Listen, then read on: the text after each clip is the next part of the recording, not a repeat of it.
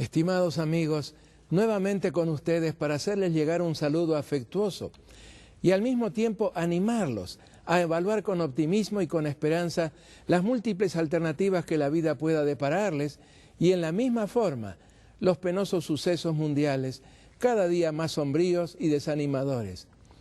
Es que las cosas en este planeta, mal que nos pese, no van a mejorar, sino que, muy por el contrario, irán de mal en peor, cada vez más complicadas e insolubles.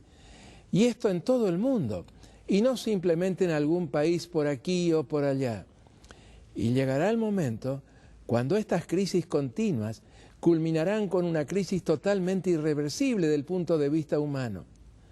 Hablar en circunstancias como estas de alguna solución humana permanente, de una paz universal duradera, de la renuncia definitiva a la violencia, de la destrucción voluntaria y para siempre de todos los arsenales nucleares, de un gobierno mundial estable que arregle todos los problemas profundos como puedan ser el anhelo de verlos cristalizados, lamentablemente es no solamente utópico, sino totalmente irresponsable. ¿Por qué? Porque no toma en cuenta la infranqueable barrera que para su logro representan la pecaminosidad enraizada en la naturaleza humana, la inclinación natural a la maldad, o si se prefiere, el orgullo y el egoísmo atrincherados, parapetados en el corazón humano. En nada pretendo disminuir la trascendencia de los intentos por poner fin a la violencia y establecer una paz duradera. Son comprensibles y simpatizo con ellos. Pero como las guerras se originan no en los campos de batalla, sino en las mentes de los hombres, es en las mentes de los hombres donde deben levantarse los baluartes de la paz. El problema es que para lograrlo resulta indispensable un poder más que humano, no otro que el poder divino del Príncipe de la Paz, Cristo Jesús, el Hijo de Dios. ¿En qué basamos entonces el optimismo, el fundamento de la esperanza que reflejamos en estos temas? Me refiero a una esperanza que no está fundamentada en los hombres, sino en Dios. El Dios que está en control de la historia. El Creador que se hace responsable de devolver a su creación el propósito original, interrumpido y demorado en su cumplimiento por la rebelión humana. Pero ¿no peca una esperanza tal de representar un mero escapismo, de pasividad indiferente ante los males del mundo, ante la opresión y la injusticia? ¿No se traduce en una postergación negligente de alguna solución inmediata que podríamos intentar nosotros? No, mis amigos, no es así, porque generalmente se observa que quienes más firme tienen su esperanza en la intervención de Dios son al mismo tiempo quienes más se preocupan por ayudar a sus prójimos en aliviarles sus sufrimientos y dolencias.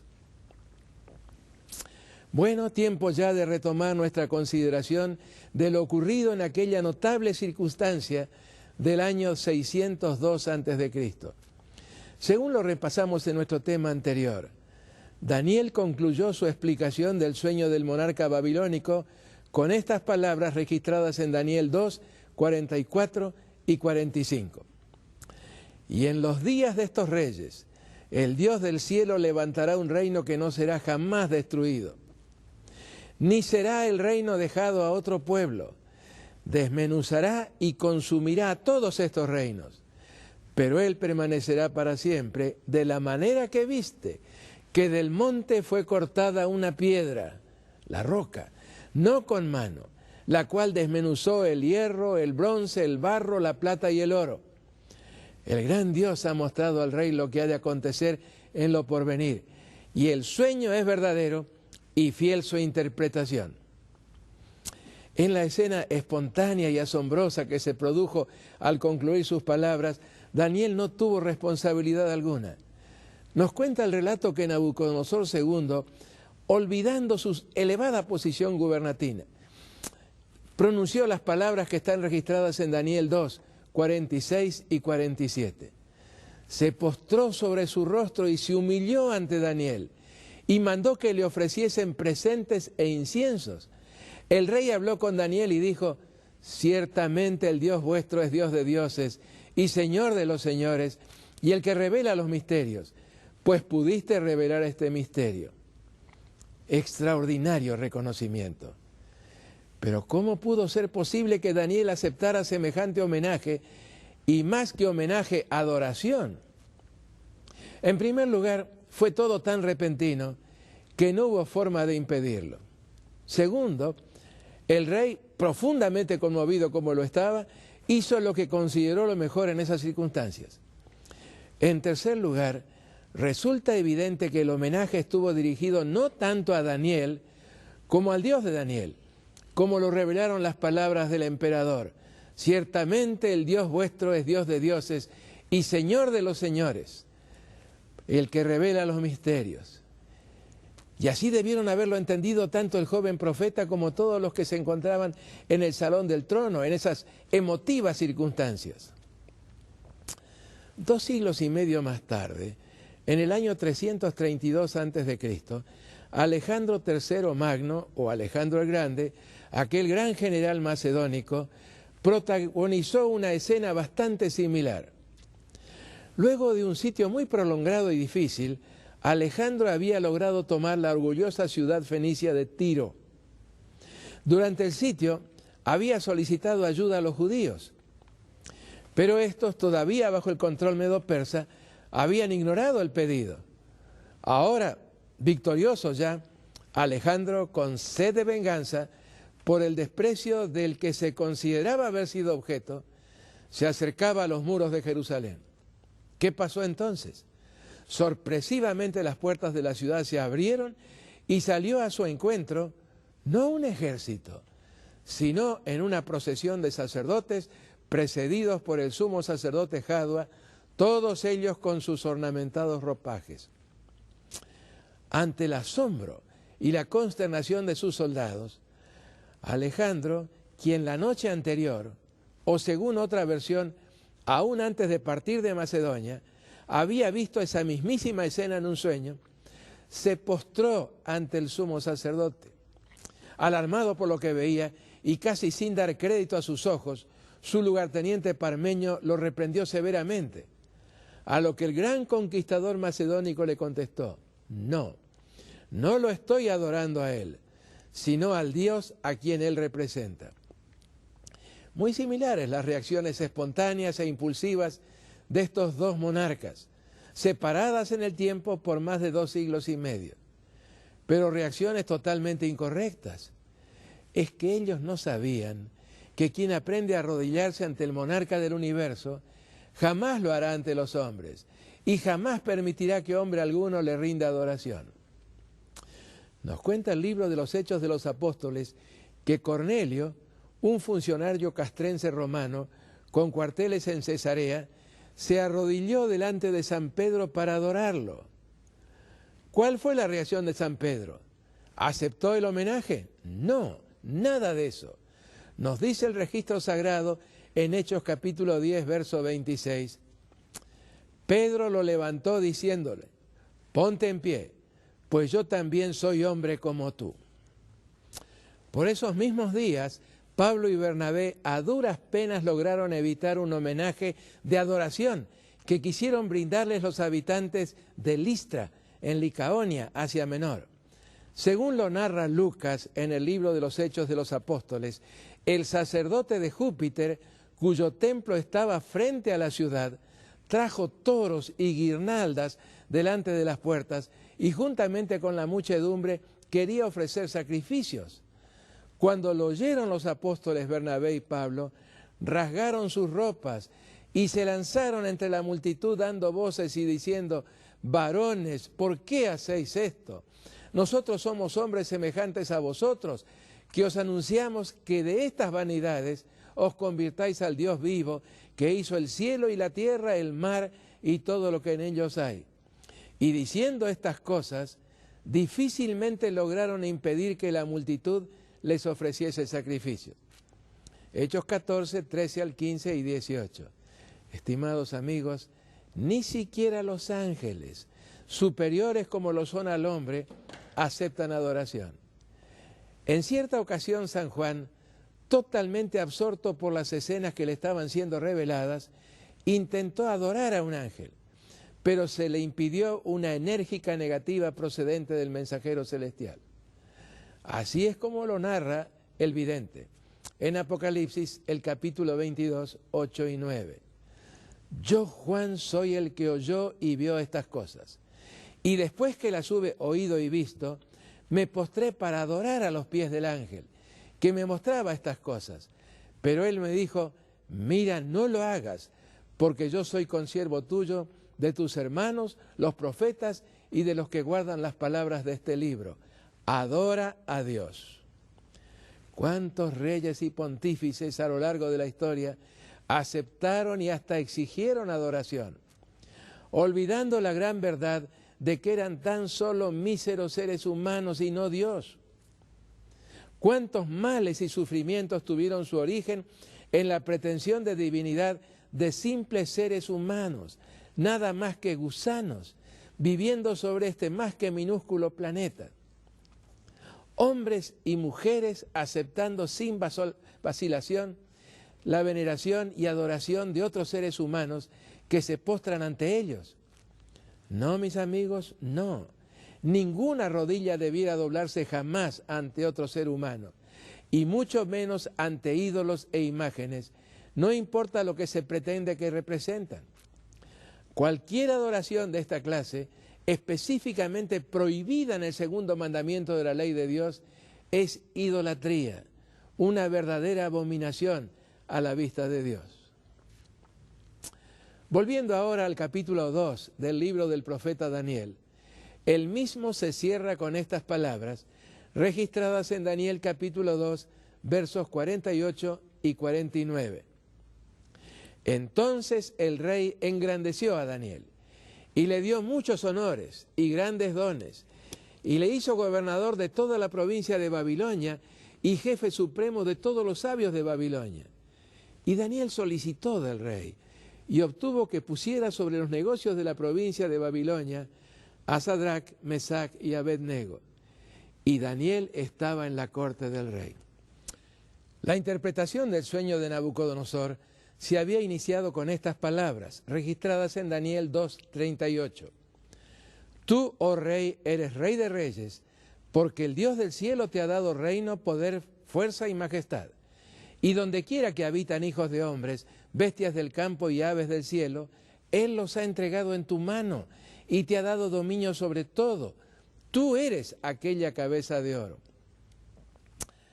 Hoy solo quedan ruinas de lo que fuera aquella capital exclusiva del mundo antiguo. Por muchos siglos las únicas informaciones disponibles acerca de esa formidable urbe fueron las que habían registrado los escritores griegos clásicos, en particular Heródoto. Según estos historiadores, quien había realizado las estupendas obras edilicias y arquitectónicas que engalanaban a Babilonia fue un rey de nombre Semíramis. Ninguno de ellos las vinculó con Nabucodonosor II, pero los hallazgos arqueológicos de los dos últimos siglos han otorgado plena razón a lo registrado en el libro de Daniel. La grandeza descollante de la metrópoli del Éufrates fue obra del poder y genio de Nabucodonosor y no de Semíramis. Esta reina, porque no fue rey sino reina, llamada Sumu-Ramat en las inscripciones cuneiformes, fue en realidad reina madre de Asiria y regente de su hijo Adad-Nirari III, mientras éste era niño. Este es el mismo monarca que escuchó y aceptó el mensaje de Dios a través del profeta Jonás. ¿Recuerdan, amigos? Nada tuvo Semíramis que ver con Babilonia. De paso, y conviene que lo destaquemos, esta es una de las tantas instancias en las que la pala de los arqueólogos ha contribuido a demostrar más allá de toda duda la autenticidad e historicidad del libro de Daniel. No hay dudas de que Babilonia fue una ciudad imponente, que con toda propiedad pudo ser representada por aquella cabeza de oro. Cuando años más tarde Nabucodonosor dejó escapar aquella frase en la que expresó su admiración por lo logrado, que encontramos en Daniel 4:30, ¿recuerdan? ¿No es esta la gran Babilonia que yo edifiqué para casa real, con la fuerza de mi poder y para gloria de mi majestad? No hizo más que expresar un sentimiento y convicción compartidos en todas partes del mundo antiguo. No obstante, la gloria y el dominio de Babilonia serían pasajeros. ¿Dónde están hoy aquellos imponentes edificios. La mayor parte de ellos fue demolida por el rey medo-persa Jerjes I como castigo y escarmiento por un par de revoluciones que se gestaron contra él en la ciudad. El resto de la demolición correspondió a Seleuco I Nicátor, uno de los sucesores de Alejandro III Magno, quien con ladrillos y otros materiales extraídos de la urbe levantó la ciudad de Seleucia sobre el Tigris, ejemplo destructivo que fue seguido posteriormente por otros constructores. Pero ¿por qué debió correr esa suerte Babilonia? ¿Acaso no había reconocido Nabucodonosor la grandeza y la majestad de ese Dios a quien acababa de conocer? ¿No habían sido sus palabras: ciertamente el Dios vuestro es Dios de dioses y Señor de los reyes, y el que revela los misterios, pues pudiste revelar este misterio? Ese fue ciertamente un reconocimiento notable de parte del mayor exponente del paganismo de aquellos tiempos. Pero el rey solo había captado que esa divinidad que le había revelado el futuro tenía mayores conocimientos que las demás. Nada hubo en su actitud que evidenciara la más mínima disposición de entregarle su vida y rendirle adoración constante. Había comprendido, sí, la parte que a él le tocaba desempeñar en la historia del mundo, la relación que su reino debía tener con el reino de Dios, y también la forma en la que ese reino habría de establecerse finalmente en la tierra. Pero no había pasado de allí. Bajo el impacto del mensaje que Dios le había dirigido mediante el sueño, Nabucodonosor abandonó por algún tiempo la idolatría. Sin embargo, el paso de los años, la presión continua representada por la administración de su vastísimo imperio y especialmente la prosperidad que acompañaba todas sus empresas, hicieron que el orgullo volviera a tomar control de su mente y corazón. Preocupado solamente por la exaltación de su nombre y la consolidación de su brillante imperio, lentamente fue volviendo a la idolatría, hasta abrazarla otra vez de lleno y con celo renovado. No obstante, no podía borrar de su mente la tremenda impresión que le había provocado aquel sueño de la estatua, y las palabras «Tú eres aquella cabeza de oro» resonaban continuamente en sus oídos. Tanto hablaba de aquella vivencia que un buen día, en una reunión del gabinete imperial, alguien propuso la idea de que se erigiera una estatua de características similares, a fin de que todos pudieran comprender el significado y la importancia de la Babilonia representada por la cabeza de oro de la estatua. El rey acogió la sugerencia con entusiasmo, y en un rapto de inspiración, no divina por cierto, decidió que toda la estatua habría de ser confeccionada o por lo menos recubierta de oro. Así se representaría el imperio neobabilónico tal cual lo anhelaba el rey, indestructible, eterno, imperio que desmenuzaría a todos sus rivales, perdurando para siempre. A Nabucodonosor le había sido dicho muy claramente que los tiempos y las edades, es decir, la historia toda, están en las manos de Dios. Pero ahora el rey resolvió olvidarlo y construir una estatua que así habría de demostrarlo. Y hacerlo no solo en forma exitosa, sino también impune.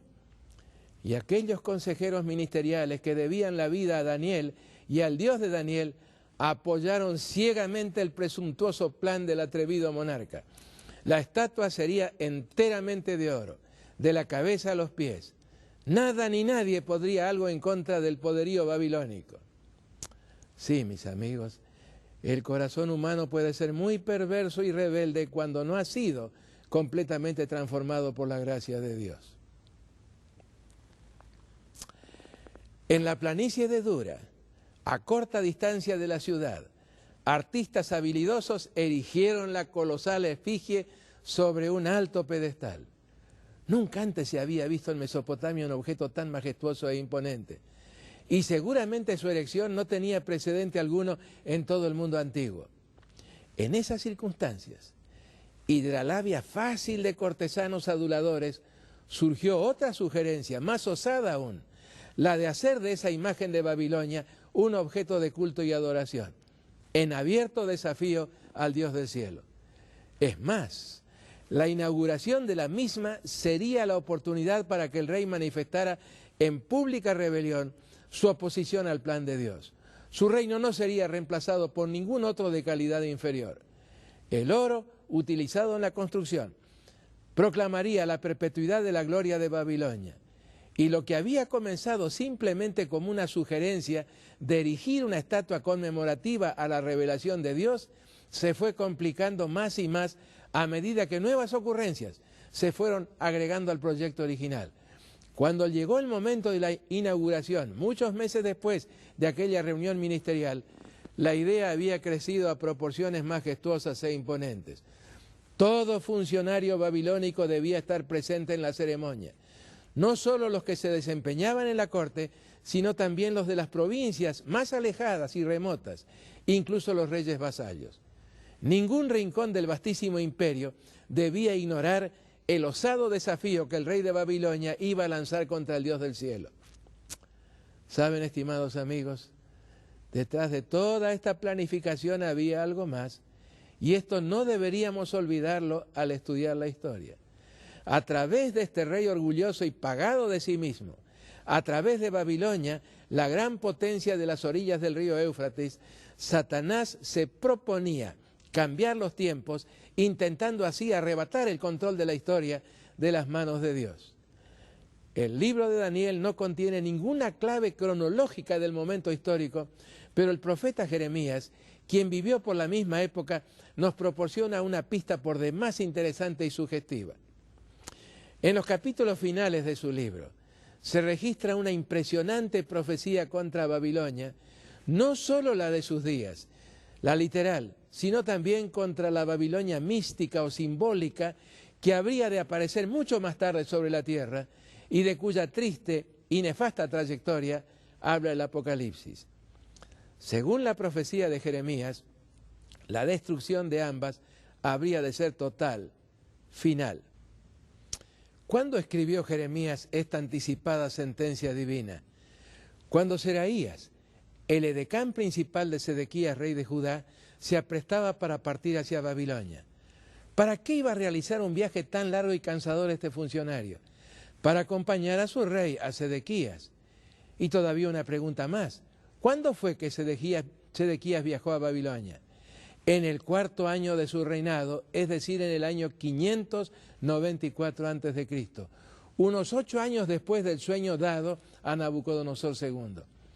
Que este viaje estaba vinculado de alguna manera con la grandeza del imperio babilónico, lo revela precisamente el contenido de los capítulos mencionados y particularmente el acto simbólico que debía cumplir Seraías en cuanto llegara a la vista de los muros de la ciudad.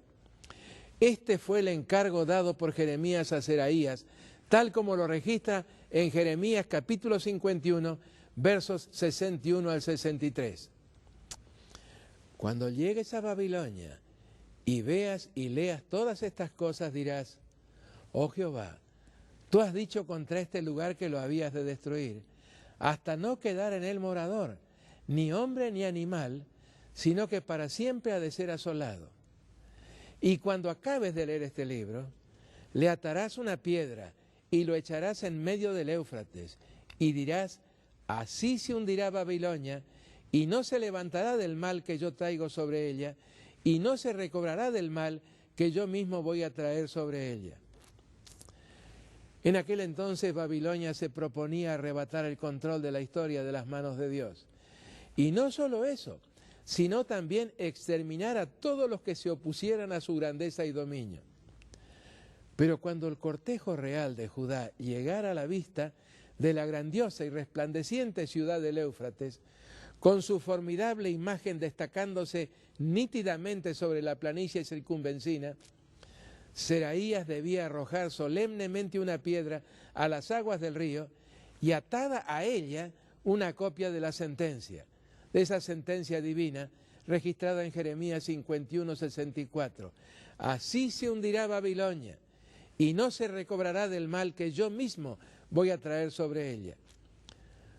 Con todas estas consideraciones, nos hemos apartado del hilo del relato y ya nos resulta un poco tarde como para retomarlo. El desenlace del intento de Nabucodonosor de tomar el control de la historia de las manos de Dios no pudo haber sido más dramático y espectacular. La ceremonia inaugural terminó en forma totalmente inesperada porque Dios decidió intervenir. ¿Cómo lo hizo Dios? ¿Y qué ocurrió cuando lo hizo? La respuesta a estos interrogantes es tan interesante como lo son los mismos interrogantes, pero no podremos adelantarla ahora. Apreciados amigos, Dios no siempre acepta los desafíos que los seres humanos puedan lanzarle. Es más, en los Salmos se dice que Dios escucha al ateo afirmando que el Ser Supremo no existe, que es pura imaginación de quienes lo inventaron, y que al escucharlo desde los cielos, Dios sonríe. Le causan gracia afirmaciones tales de parte de individuos cuya vida no podría ser más contingente e intransitoria. Pero a veces Dios no se ríe ante desafíos tales. De hecho, jamás lo hace cuando la existencia de su pueblo se ve amenazada. Y en el caso del desafío representado por el intento de inauguración de la estatua, Dios no se rió. Dios se puso muy serio. Aceptó el guante que le arrojaba Nabucodonosor e intervino. Apreciados amigos, no se pierdan el próximo tema, que será de palpitante interés. Y ahora elevemos nuestros pensamientos al Dios de la historia, al Dios de su pueblo aquí en la tierra, al sustentador de todas las cosas. Oremos. Nuestro buen Padre Celestial, estamos adentrándonos más y más en esos misterios que la revelación ha hecho claros a través de los profetas. No andamos a oscuras en medio de los tiempos. Por el contrario, guiados por tu palabra, sabemos que se acerca y muy apresuradamente el momento cuando habrás de establecer ese reino, el reino de la roca, que todos anhelamos y anhelamos realmente de todo corazón. Quiero rogarte, Padre, que nos ayudes a vivir de tal forma que podamos ser ciudadanos de ese reino que habrá de perdurar por toda la eternidad.